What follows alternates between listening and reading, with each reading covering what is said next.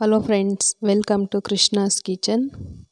Please Krishna's ಕಿಚನ್ಗೆ subscribe ಮಾಡಿ, ಹಾಗೆಯೇ ಸಪೋರ್ಟ್ ಮಾಡಿ. ಮತ್ತು ಇವತ್ತಿನ ಸ್ಪೆಷಲ್ ಶಾವಿಗೆ ಮತ್ತು ಹೆಸರುಬೇಳೆ ಪಾಯಸ. ಕಡಿಮೆ ಸಮಯದಲ್ಲಿ ಒಂದು ಒಳ್ಳೆ ರುಚಿಯಾದಂತಹ ಸ್ವೀಟ್ನ ಮಾಡ್ಬೋದು. ಹಾಗೆಯೇ ಮಾಡುವ ವಿಧಾನ ನೋಡೋಣ.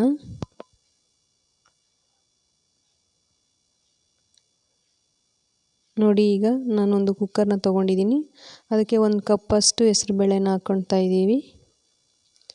ಮತ್ತು ಇದಕ್ಕೆ ಸ್ವಲ್ಪ ನೀರನ್ನು ಹಾಕ್ಕೊಂಡು ಹಾಗೆ ನೀಟಾಗಿ ಎಲ್ಲನೂ ತೊಳ್ಕೊಬೇಕು.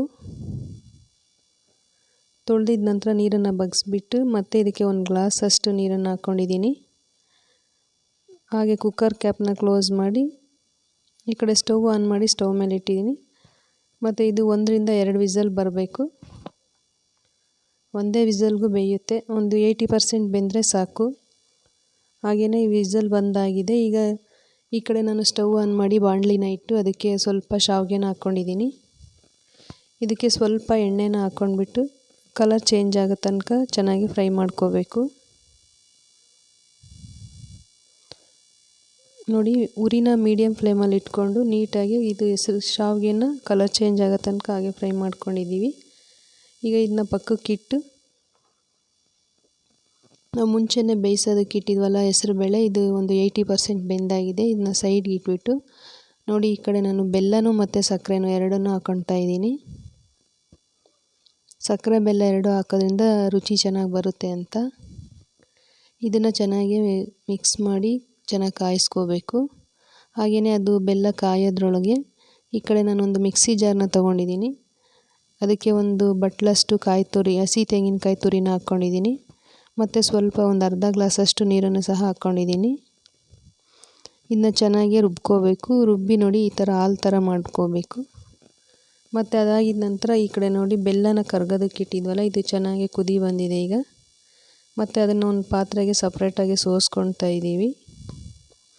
ಸೋಸಿದ ನಂತರ ಇದನ್ನು ಒಂದು 5 ನಿಮಿಷ ಹಾಗೇ ಚೆನ್ನಾಗಿ ಕುದಿ ಬರೋ ತನಕ ಬಿಸಿ ಮಾಡ್ಕೋಬೇಕು.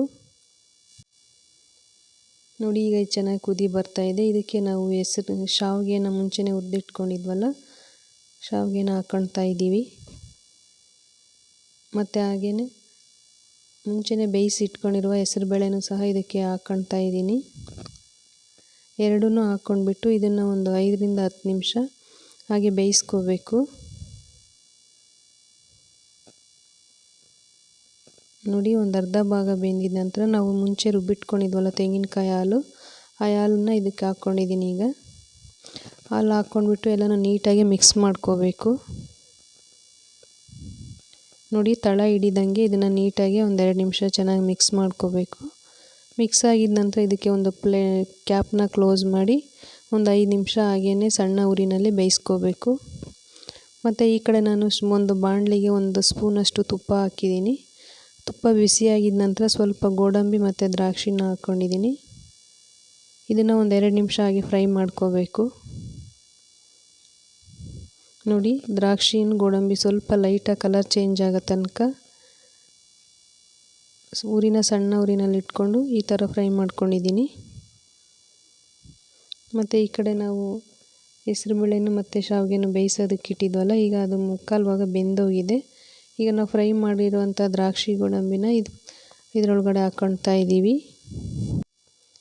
ಹಾಕಿದ ನಂತರ ಇದನ್ನು ಹಾಗೆಯೇ ಒಂದು 2 ನಿಮಿಷ ಮಿಕ್ಸ್ ಮಾಡ್ಕೋಬೇಕು. ಮತ್ತು ಇದಕ್ಕೆ ನಾನು ಒಂದು ಅರ್ಧ ಟೇಬಲ್ ಸ್ಪೂನಷ್ಟು ಏಲಕ್ಕಿ ಪೌಡ್ರನ್ನ ಹಾಕ್ಕೊಂಡಿದ್ದೀನಿ. ಮತ್ತು ಹಸಿ ತೆಂಗಿನಕಾಯಿ ತುರಿ, ಸ್ವಲ್ಪ ತೆಂಗಿನಕಾಯಿ ತುರಿನ ಹಾಕ್ಕೊಂಡಿದ್ದೀನಿ. ಮತ್ತು 1 ಸ್ಪೂನಷ್ಟು ಬಾದಾಮ್ ಪೌಡ್ರನ್ನ ಹಾಕ್ಕೊಳ್ತಾ ಇದ್ದೀವಿ. ಬಾದಾಮ್ ಪೌಡ್ರ್ ಹಾಕೋದ್ರಿಂದ ಕಲರ್ ಚೇಂಜ್ ಆಗುತ್ತೆ, ಹಾಗೆಯೇ ರುಚಿನೂ ಚೆನ್ನಾಗಿರುತ್ತೆ. ಇದಿಷ್ಟು ಹಾಕ್ಕೊಂಡ್ಬಿಟ್ಟು ನೋಡಿ, ಎಲ್ಲನೂ ಮಿಕ್ಸ್ ಮಾಡ್ಕೋಬೇಕು. ಒಂದು 2 ನಿಮಿಷ ಇದನ್ನ ಮಿಕ್ಸ್ ಮಾಡ್ಕೋಬೇಕು. ಇಲ್ಲಾಂದರೆ ಇದೇ ಥರ ಬಿಟ್ಟರೆ ಅದು ತಳ ಹಿಡಿಯುತ್ತೆ. ಹಾಗಾಗಿ ಮಿಕ್ಸ್ ಮಾಡ್ಕೊತಾ ಇರಬೇಕು. ನೋಡಿ, ಈಗ ಎಲ್ಲನೂ ಚೆನ್ನಾಗಿ ಮಿಕ್ಸ್ ಆಗಿದೆ.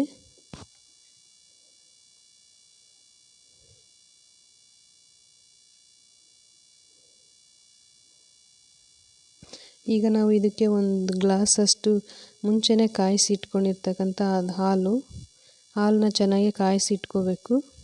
ಕಾದಿರೋ ಹಾಲನ್ನ ನಾವೀಗ ಪಾಯಸದಕ್ಕೆ ಹಾಕ್ಕೊಳ್ತಾ ಇದ್ದೀವಿ. ನೋಡಿ ಹಾಲು ಹಾಕ್ಕೊಂಡಿದ್ದೀವಿ. ಹಾಲು ಹಾಕ್ಕೊಂಡ್ಬಿಟ್ಟು ಹಾಗೆಯೇ ಎಲ್ಲ ಮಿಕ್ಸ್ ಮಾಡ್ಕೋಬೇಕು. ಈಗ ಪಾಯಸ ಮುಕ್ಕಾಲು ಭಾಗ ರೆಡಿಯಾಗಿದೆ. ಒಂದು 2 ನಿಮಿಷ ಹಾಗೆಯೇ ಕುದಿಸ್ಬೇಕು.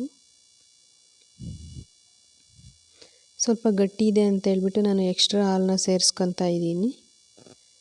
ನಿಮಗೆ ಗಟ್ಟಿ ಬೇಕಂದರೆ ಗಟ್ಟಿ ಮಾಡ್ಕೋಬೋದು, ಸ್ವಲ್ಪ ತೆಳು ಬೇಕಂದರೆ ಹಾಗೇ ಮಾಡ್ಕೋಬೋದು. ಸ್ವಲ್ಪ ಗಟ್ಟಿ ಬಂದಿರೋದ್ರಿಂದ ನಾನು ಸ್ವಲ್ಪ ಹಾಲನ್ನ ಎಕ್ಸ್ಟ್ರಾ ಸೇರಿಸ್ಕೊಂಡ್ಬಿಟ್ಟು ಮೀಡಿಯಮ್ಮಾಗಿ ಮಾಡ್ಕೊಂಡಿದ್ದೀನಿ. ನೋಡಿ ಈಗ ಈ ರೀತಿಯಾಗಿ ಹೆಸರುಬೇಳೆ ಮತ್ತು ಶಾವಿಗೆ ಪಾಯಸ ರೆಡಿಯಾಗಿದೆ. ಹಾಗೆಯೇ ವಿಡಿಯೋ ಇಷ್ಟ ಆದರೆ ಲೈಕ್ ಮಾಡಿ, ಶೇರ್ ಮಾಡಿ, ಕಮೆಂಟ್ ಮಾಡಿ ಮತ್ತು ಕೃಷ್ಣಾಸ್ ಕಿಚನ್ಗೆ ಸಬ್ಸ್ಕ್ರೈಬ್ ಮಾಡಿ, ಸಪೋರ್ಟ್ ಮಾಡಿ.